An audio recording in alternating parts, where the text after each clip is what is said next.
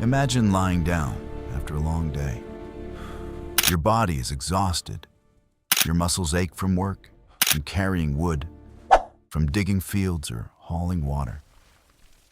The sun has disappeared behind the hills, and darkness has swallowed the world outside your door. You close your eyes, but sleep in the Middle Ages was never peaceful. Your mattress is filled with straw that hasn't been changed for months. Something crawls beneath the cloth. Something small and alive. A candle flickers in the corner of the room, dangerously close to dry wooden walls. One wrong movement could set the entire house on fire. Outside, the wind howls. Somewhere in the distance, a dog begins to bark, and you suddenly realize something unsettling. The night was when people were most vulnerable, because in the Middle Ages, going to sleep was often the most dangerous part of the entire day. For most people in medieval Europe, the idea of a soft mattress or clean sheets simply didn't exist. Beds were usually nothing more than a sack stuffed with straw, hay, or dried leaves. These sacks were placed on wooden frames, benches, or sometimes directly on the floor. At first glance, it might sound uncomfortable, but the real problem wasn't comfort. It was what lived inside the mattress. Straw bedding quickly became a paradise for fleas, lice, mites, and bed bugs. Once they settled in, they multiplied rapidly. And since straw mattresses were rarely replaced, sometimes only once a year, the infestation could become overwhelming. People went to sleep every night knowing they would wake up covered in bites. Fleas weren't just annoying. They carried disease. In fact, fleas played a major role in spreading one of the deadliest events in human history, Black Death. Imagine lying down in a bed filled with insects that could potentially carry a deadly infection. And there was very little anyone could do about it. The scratching never stopped. Fire was another silent danger that lurked in medieval bedrooms. Most homes were built almost entirely from wood, straw, and dried clay. Roofs were often thatched with bundles of dry reeds or straw. These materials burned fast, and yet people still needed light.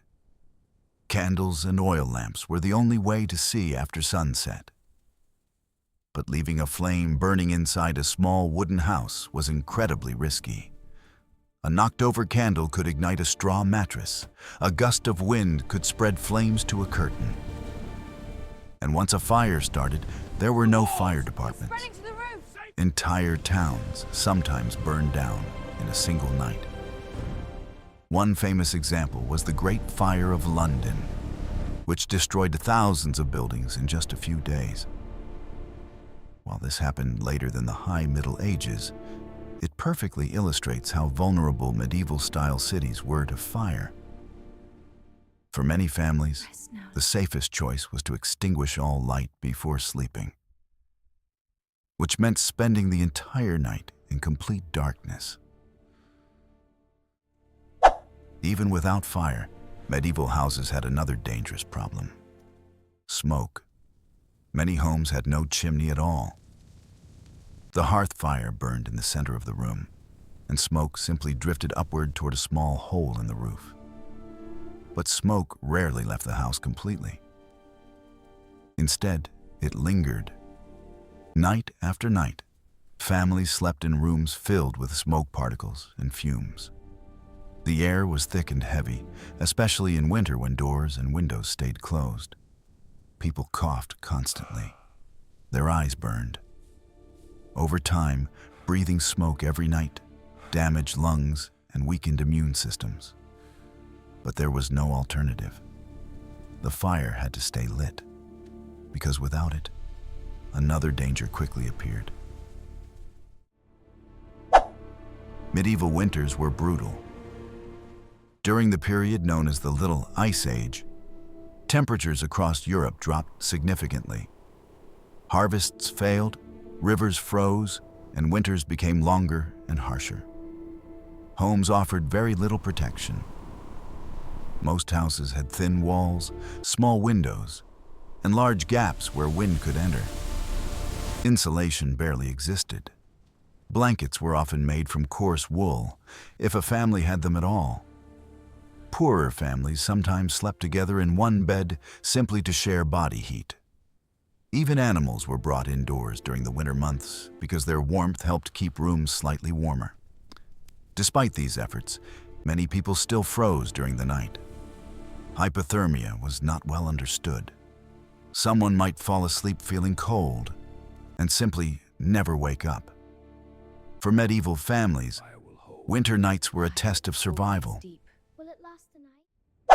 Darkness didn't just bring cold, it also brought danger from other people.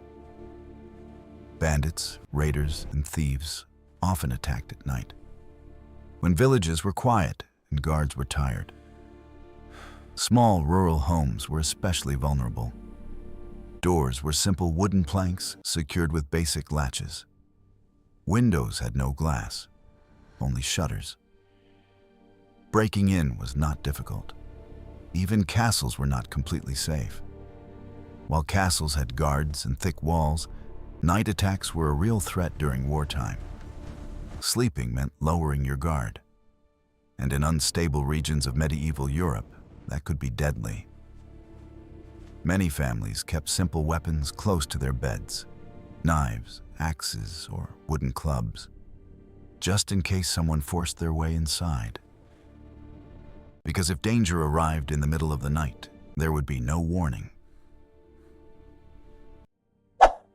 Interestingly, medieval sleep habits were very different from ours. Historians studying medieval texts have discovered that many people did not sleep in one long stretch. Instead, they followed something called segmented sleep.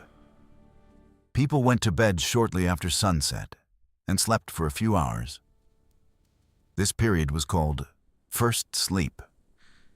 Then they woke up. For an hour or more, they stayed awake in the middle of the night.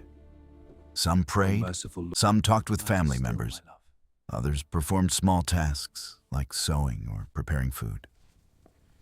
After that, they returned to bed for second sleep. Why? Because nights were long and quiet.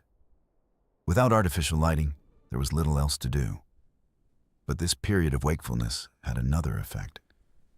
It meant that the night always felt alive. There were sounds, movements, whispering winds outside the walls, and in a time filled with superstition, the darkness often felt watched. For medieval people, night wasn't just physically dangerous, it was psychologically terrifying. Without street lights, cities and villages became pitch black after sunset. Step outside and you could barely see your own hands. And in a world without modern science, darkness was often associated with spirits, demons, and supernatural forces. Stories spread quickly. People whispered about creatures roaming the night, about witches traveling under moonlight, about restless spirits wandering near graveyards. One of the most famous legends connected to nighttime fear involved Vlad the Impaler, whose brutal reputation later helped inspire vampire myths in Eastern Europe. Whether true or not, these stories shaped how people felt about the night. Sleep didn't always bring rest. Sometimes it brought nightmares. There's another detail most people never imagine: the smell. Medieval houses rarely had separate bathrooms. Chamber pots were often used inside bedrooms, especially during cold nights when stepping outside was unpleasant. Waste was sometimes thrown into nearby streets or pits. Combine that with animals sleeping indoors, damp straw bedding, smoke from the hearth, and unwashed clothing. The result was a powerful mixture of odors that filled the air every night. Cleanliness standards were different. But even medieval people complained about these conditions in letters and writings. Sleeping meant breathing that air for hours, night after night. When dawn finally arrived, it brought more than sunlight. It brought relief. Surviving the night meant the house had not burned down. The cold had not killed anyone. No bandits had broken in. No sickness had taken hold. Morning meant the world was visible again. Neighbors stepped outside. Fires were restarted. Work began. Life continued. But as evening approached, the same routine returned. Candles were lit. Doors were barred. Straw mattresses were prepared. And families once again faced the most unpredictable part of medieval life, the night. But even with all these dangers, ordinary villagers actually had it easier than some other people in the Middle Ages, because there was one group whose nights were even worse. Men who slept in heavy armor. Men who lived with the constant threat of ambush, betrayal, and brutal combat. Men whose lives were supposed to represent honor, glory, and heroism. But the reality of their lives was far darker. Because in the Middle Ages, being a knight was often a nightmare. And in the next story, we'll step inside that world